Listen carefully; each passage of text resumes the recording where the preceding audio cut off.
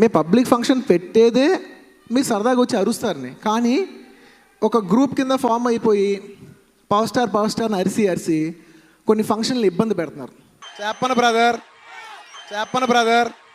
చెప్పను బ్రదర్ అని ఏ నిమిషంలో అన్నాడో గాని అల్లు అర్జున్ సినిమా ప్రస్థానం చెప్పను బ్రదర్ కి ముందు ఆ తరువాత అనుకునే స్థాయిలో కీలక మలుపులు తిరిగాయి.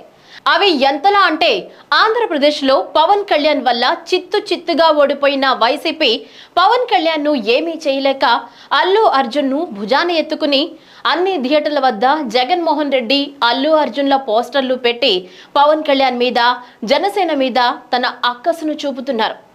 ఒకవైపు టికెట్ల రేట్లు 600 నుంచి 2000 వరకు పెంచి ప్రేక్షకులను దోచుకుంటుంటే టికెట్ రేట్లు 20 రూపాయలే ఉండాలి అన్న వైసీపీ సిద్ధాంతం ఏమైంది?